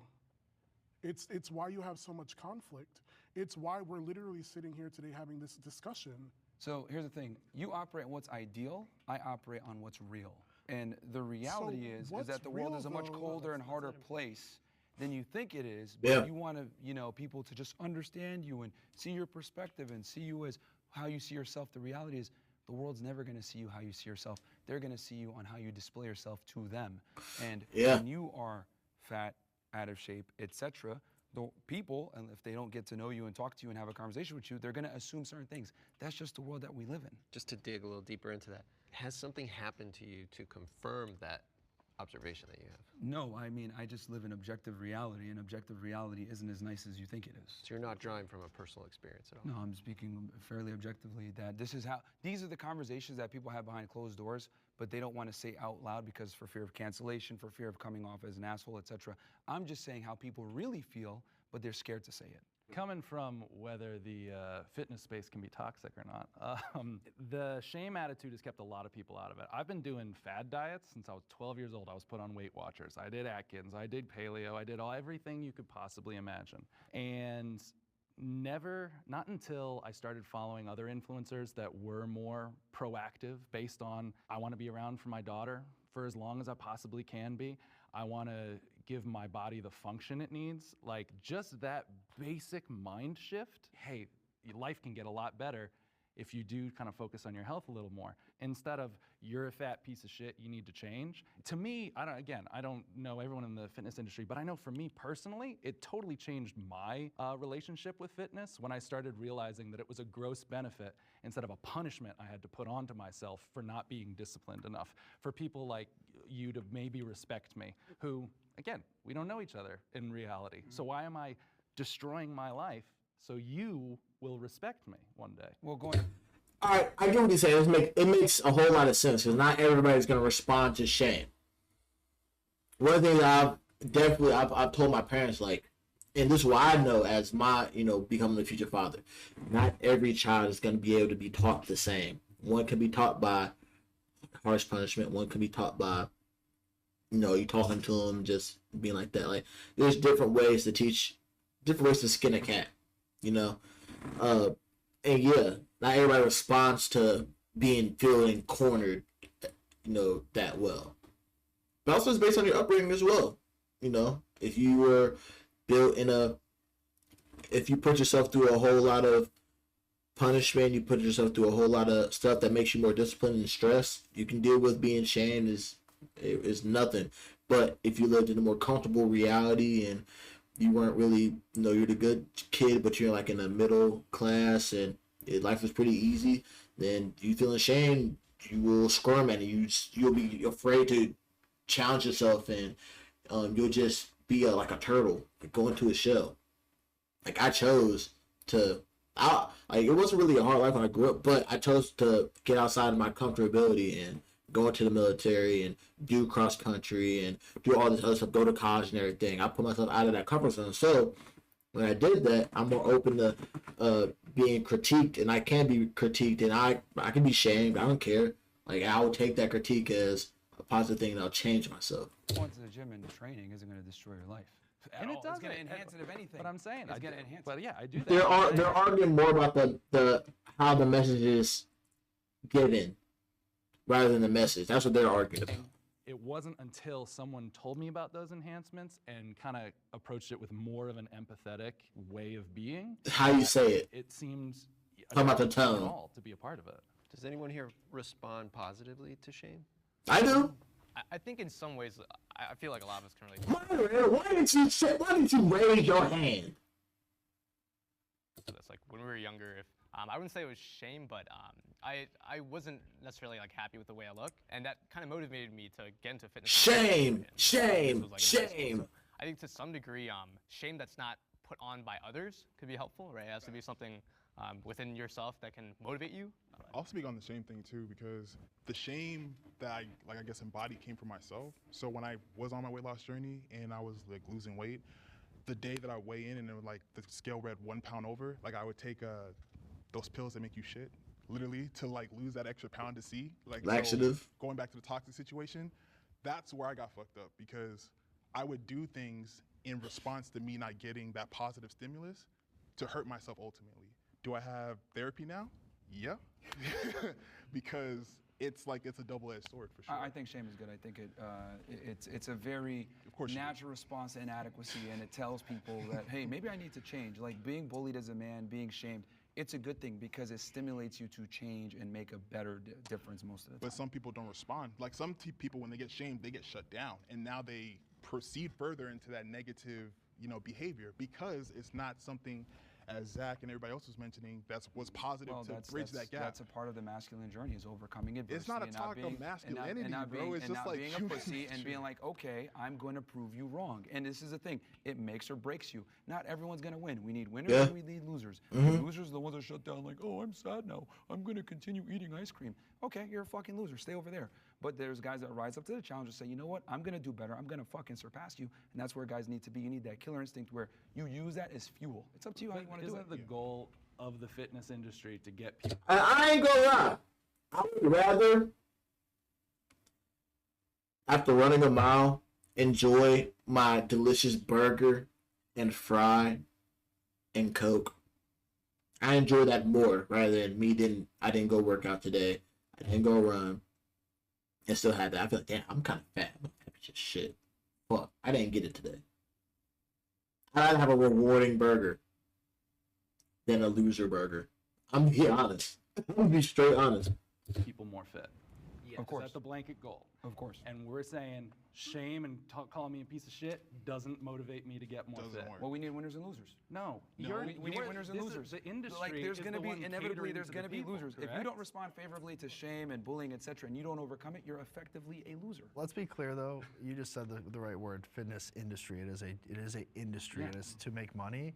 It's not necessarily to get people into shape. It's to make money. So sure, there's gonna be junctions along the way. Like I'm a coach. There has to be tough love. Like if you're not doing the things you're supposed to be doing, I have to be a little bit harder on you.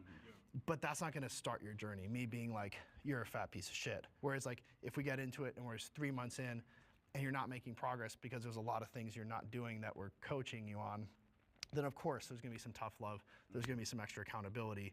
But I think there's a difference between accountability and tough love than just like shaming somebody into doing something, because Totally that's agree. not gonna create that like long-term ability to obviously achieve it on their own.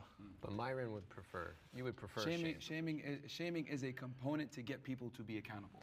We all just want to know when shame motivated you to be better.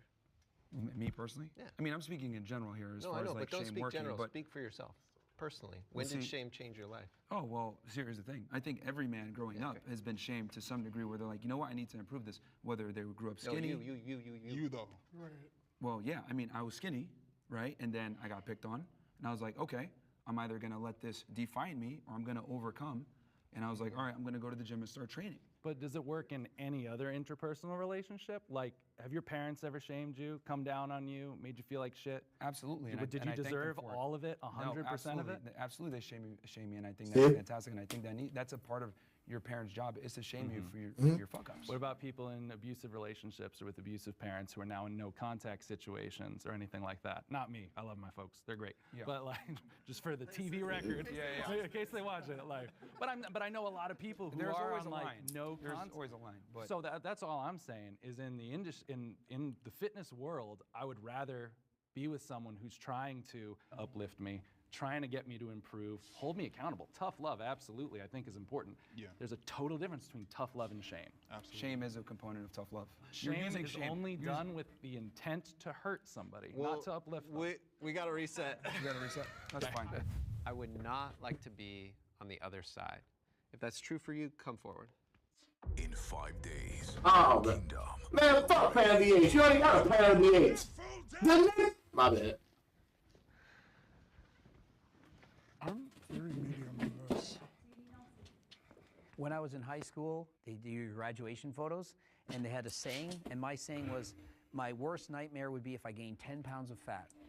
Literally, grade 12, I remember it clear as day. I was already a competitive bodybuilder, and so to imagine being 100 or 200 pounds overweight when I strived my whole life to look kind of like this, I just couldn't imagine it. It would be a nightmare for me. I agree. From like a health perspective, like being overweight or obese like puts you at a higher risk of developing chronic illnesses, and I think I wouldn't want to be in that position. And if I was in that position, I would do what I can in order to get to a healthier weight. On God. Okay. This is so goddamn I just wanna fit make sure versus everyone gets fat. to say their piece before I go. I mean, yeah, it's completely unacceptable to be fat as a man, man. It's completely unacceptable. It's just so many problems with it. I've been fat, I've been skinny, and I've been in shape, and I will pick being in shape every single time. Hell yeah. Someone that's rich versus someone that's poor, they will pick being rich every single time. And it's I swear to God, when I was 180 pounds of just pure fat when I was in California, bruh, when I was skinny as fuck and I was fucking goddamn muscle man, I would be able to run up and down the stairs like as many times as I could. When I walked up the stairs and I was out of shape and I had to take a breath, just, but I got that SpongeBob meme, he was on that motherfucker right there. That shit pissed you the fuck off. I said, damn, I'm really fat. Oh God, I never want to be like that shit again. I swear to God, I would hate being fat. I would shame myself. I swear. The thing is that most fat people, not all, but most, have never even seen their abs. They've never seen what their body is capable of. They've never been actually happy with their physique. And once you get that taste, you're never going to want to go back. And then on top of that, you're going to want to go ahead and tell all those fat asses that you were once friends with, you need to get in shape. This is You're a little bit the chubby. You're not reality fat. is we live in this crazy world where we coddle. He's fat. He's fat. This motherfucker. He's Mr. He's Chungus. He's Chungus. I am Chungus. He's fat. He's obese. Coddle idiots. We coddle morons. And we don't hold anybody accountable, and we allow mediocrity to strive in the West. And I think we need to go back to shaming fat people. We need to go back to making fun of them. I mean, if I was president, hell, I'd put all of them in a fat concentration camp so they can concentrate on dieting and exercising, because being fat is Oh God, that was double XL. That was double XL. Green Lantern. Because what people don't also understand is that fat people bring That's double XL regular. the healthcare system. Well, Obesity, diabetes, heart disease, etc. It's a big problem. Do you really mean that, or are you just saying that?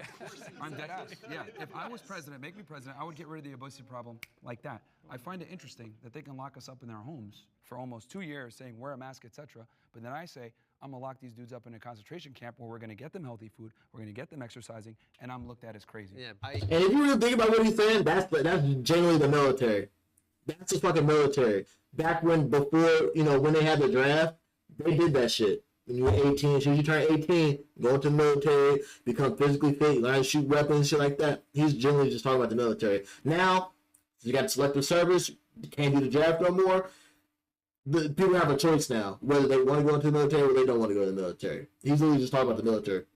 I hear what you're saying. I guess there's a distinction between having opinions about how COVID was handled and genuinely believing that all fat people should be in a concentration camp. Yeah. Oh God, fuck the military. Be clear. Oh God, fuck the military. Concentrating The military is crazy. So I wouldn't necessarily want to go from one extreme to another. I also would not want to be spewing out stuff just to hopefully get a viral clip. So Who's if doing you that? snap your fingers and look like any of us, would you not do it? Like, would it not be worth I probably it? choose to look like Tyler. I want to go to a place where it's comfortable and it's healthy all around.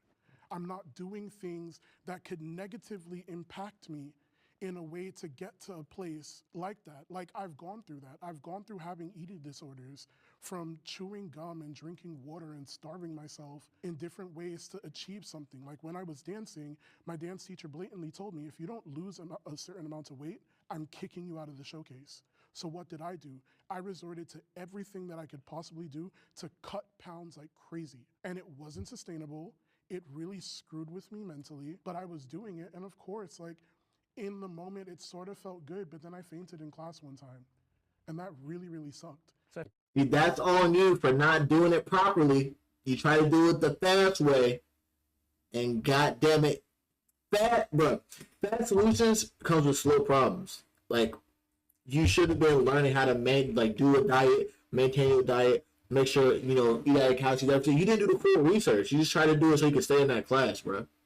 So I feel like you would switch sides if it meant doing it naturally. Like, Yeah. he's obviously natural, he's natural. That's what I'm saying. Obviously not. I would switch sides if it meant that I could do it in a healthy way.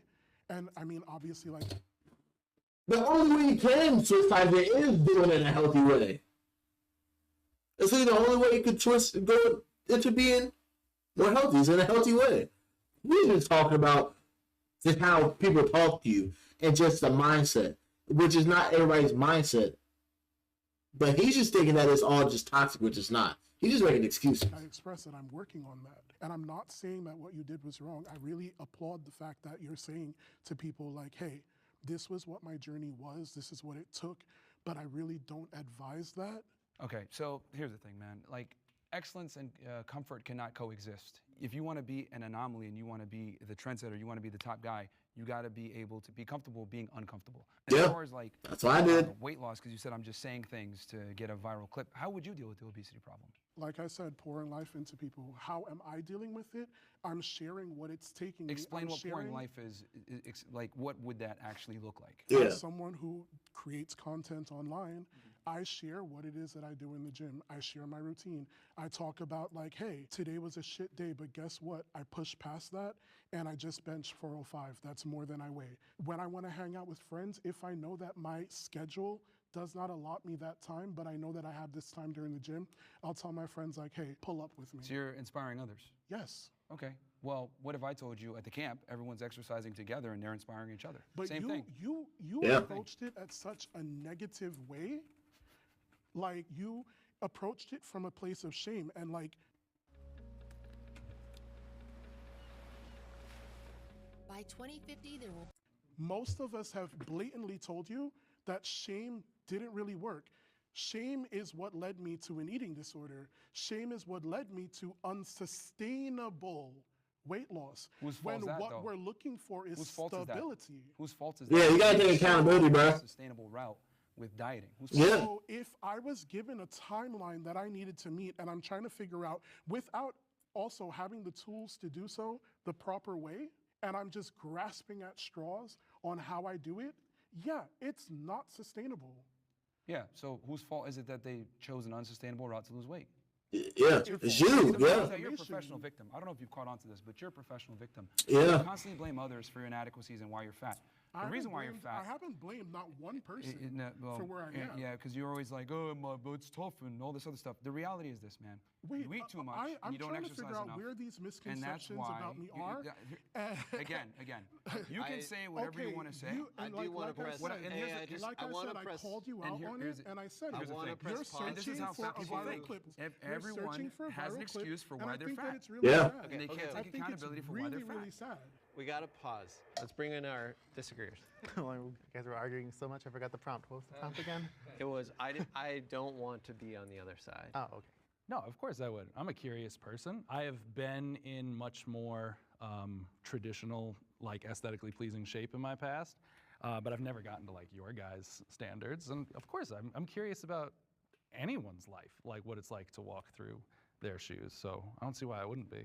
Yeah, I absolutely chose to, if I could, I'd switch. So when I was my lightest weight, which was 273, I wasn't anywhere near you guys, but I had muscles, I felt really good about myself. And now that I've fallen back, I literally like almost hate life because I got somewhere, got really close and it was out of reach. And now I'm falling back and I gotta fight again. So if I could, I'd absolutely would switch. What makes it hard to, like, I don't understand, like you were 273 feeling great. How did you get back? Like, I'm curious. Yeah. No, absolutely. How does that happen? So when I started my weight loss journey, I was very focused, like I can't take any outside help. Like I gotta do this on my own. I did all the research myself. So my problem was when I would hit plateaus, it hit hard because I'm like, I'm doing what I'm supposed to do, why not cutting weight? So eventually I hit enough plateaus to where like my mentality was just breaking down. Yeah, no, I mean, I agree with the prompt just saying like, I probably wouldn't go extreme like on your side of the spectrum, so that kind of stuff, but I would like to look like Tyler. Everyone wants to look like Tyler. Tyler is the ideal for me of what I want to look like, but I mean, I wouldn't be that short too, but I think, look, I'm just gonna say it, the elephant in the room. Every fat person would want to be in shape. The problem is that they're not willing to do what's required to get in shape, hence why they are fat. But it's abundantly clear what you think. Like we've got it. Kudos to you. It's a lie. The next prompt is, your physique is in your control. Can the agreeers please step forward? So long story short, in 2018, I got to my heaviest weight, which was 441 pounds, and I was depressed as fuck. Damn, 441, that's crazy. I was depressed as fuck, man. Like it was really hard. You said you did? Built like a cage around my mind. So even things that I knew were good for me, I couldn't even like go for it because my you 10 push-ups? Messed up, and it got to the point to where I had someone tell me like, dude, you're gonna die, and that hurt, you know. All right, hold on. I'm make sure that I can get myself. I think that's the biggest thing. When I was growing up, make sure you can my see. weight was always blamed on someone else. I see. My parents too much, and it's like, you can close your mouth. Like I don't have to eat. You know. Give me no 10. No. Give me no goddamn 10 jerseys. I give you no 10 BBO jerseys, bro. Like the ideal circumstances, it is your choice. No. I am where I'm at. No, nigga. I made a series of wrong choices. No. And didn't handle myself. No. I mean, you deserve to be. No, nigga. I mean, the reality is that in response to inadequacy. When you're a man, you got to go out there and produce. We're not women where we can just coast on our looks and make it through life. As a man, you must produce financially. I gotta cut you off, bro, because no one deserves to be The reason why you feel depressed, the response to you being fat is because it's your body telling you, wow, what are you doing? You need to fix this. You're sad because you're not going out there and accomplishing what you're supposed to do. It's your masculine duty to make money, to be successful, to lose weight, to be strong and fit, so that you can protect and provide for the people that you love. And when you're not able to do that, you get depressed and you get sad, rightfully so. Because you're a fuck up. Have you experienced depression? Well, I've always been. I've had times where I've been sad and stuff, but I always get over it. So you shouldn't speak on it then. I think that's very insensitive to people who actually have mental health disabilities. Depression most of the time is not real. No. I love depression.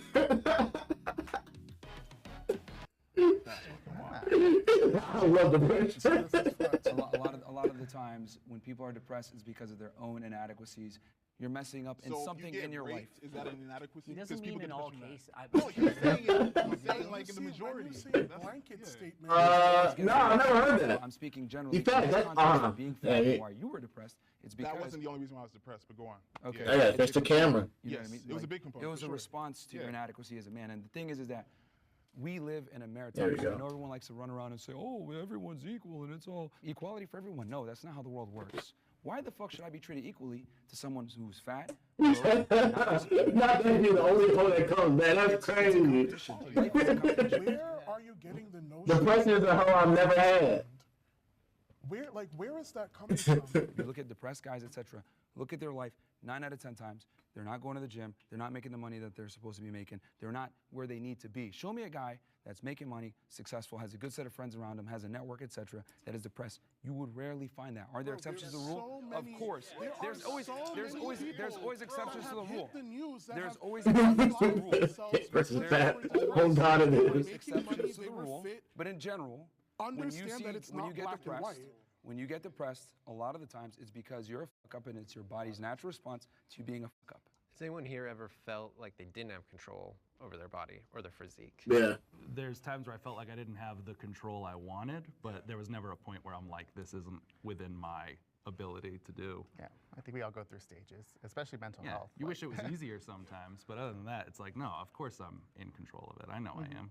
So, I've started a fitness journey. I've been smaller, I've been bigger. I used to be a dancer. This really was what fueled me, hit a depression. I turned to food as, something to comfort me. And I realized that I was spiraling, right? Started working out again, kind of fell off of it. But this year I told myself it was my year of renaissance, right? That I was going to actively make the changes in all aspects of my life, including my health, including what my body looks like and what my body is capable of. And so I've been doing that. Now, did that mean that I was any less of a hard worker? No. I fucking worked 3 jobs, 2 of them that I love and 1 of them as a survival job to make sure that I'm able to continue doing what I love. So I go to the gym every single day after work. It doesn't matter what time I get off of work. It doesn't matter what things that I have going on after work, I go. But again, going back to assumptions, you looked at me and you made assumptions about laziness, about not caring about my health, small. when that's the complete opposite.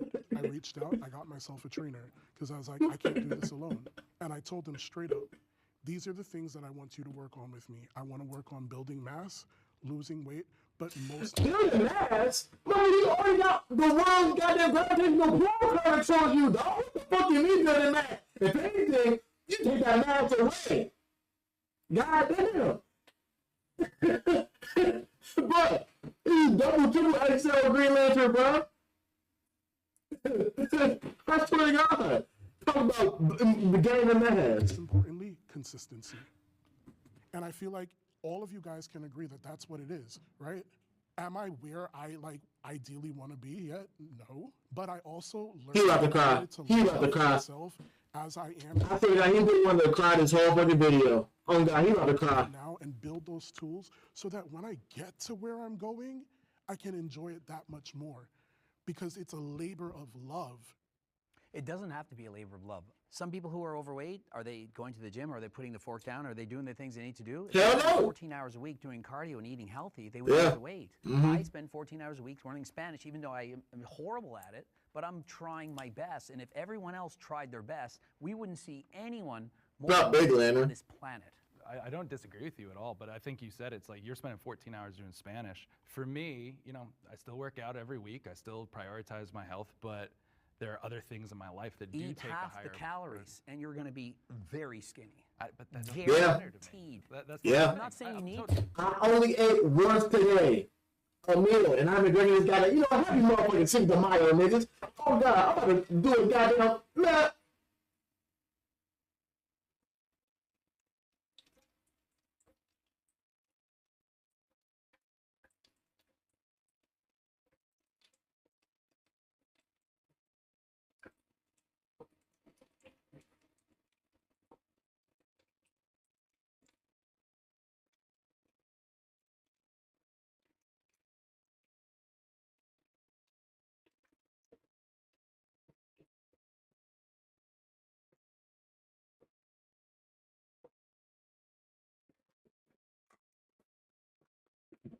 How can tell you the mile? I mean, I just finished this goddamn big ass gallon of fucking water. I had only one meal today.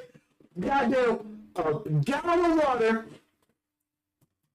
I know what I need to do. My stomach don't hurt. Why would my stomach hurt from fucking water? You fucking dweeb. It don't hurt. It don't hurt. Goofy ass nigga. I'm just saying no one should make excuses. And that's why I think that's why we all sat down. I totally agree. It's within my because I ain't gonna lie, I do gotta pee though. I do gotta pee though. Really felt in my past, but I was at like my worst state mentally. Like didn't feel good. Wasn't prioritizing the things that meant something to me in my life.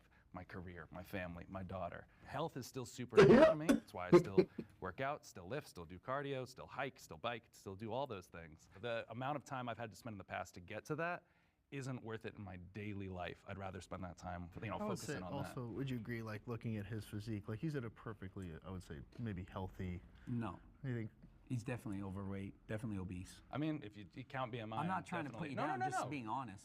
By a BMI standpoint, but there's a big difference between this weight and if you gain 200 pounds. But if you gain 200 pounds, I'd be like, why are you doing this to yourself? You know what I mean? But I wouldn't be happy gaining 200 pounds. That's kind of what I'm saying. Is I kind of found kind of like a homeostasis where I'm happy and I feel healthy and I feel active and I feel like I can do what I need to do. All my numbers are in the right place, so I feel good. It's just it hasn't been a priority for me to go further. Yeah, you don't need to. It's all about balance for me. Halfway what there. about you? I just want to hear. I was gonna say I was in the same boat as him. I feel like myself. I feel comfortable with where I'm at right now. I've lost 100 pounds. Congrats. I know. Thanks. Awesome. And I can keep going and I can step, but like doctor says everything's fine with you. You are obese, but I will never forget the doctor told me you're healthy obese, which was like blew my mind. Healthy for being obese. Yeah, probably. So I needed just one health condition. Healthy obese. Their health insurance for a weight loss supplement for them. I didn't qualify. I had no high blood pressure, didn't have diabetes, didn't have anything else. So I was like, okay, well, I just want to lose weight because obviously as I get older, it's not going to be like that. But I mean, perfectly, I know I have the control to get where I'm at right now or where I want to be, but I. On God, for real. So. Yeah, that's awesome. Again, I feel like what's sustainable is different for everyone, right? I think exactly. In a sustainable manner. Holy crap. Losing a ton of weight. I think people that's nice though. Oh God. in life, focusing on different things. And I think that's something I can completely respect. Yeah. At the end of the day, as long as you know that you have the agency to actually make that change. Yeah.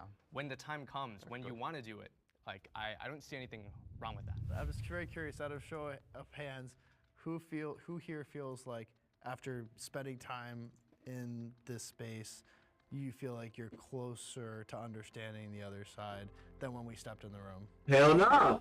Hell no. Hell no. Fuck being fat. I understand it less. Fuck that fat shit. Literally, like, what's up? I will keep shaming fat motherfuckers until the end of fucking time. And here's the thing, my shame won't do nothing. Death is gonna shame you way before. That's gonna be the worst shame ever. Because you will die earlier than I will. I will live for 100 million years. And my lineage of just healthy beings will outlive you and your gluttonous ways and your children. And that's the satisfaction I get. Not P.F. Chang, that's crazy. Not P.F. Chang. Not P.F. Chang, bro. Jesus Christ. But that was a good video. Oh God, this one is definitely gonna be on the fucking YouTube.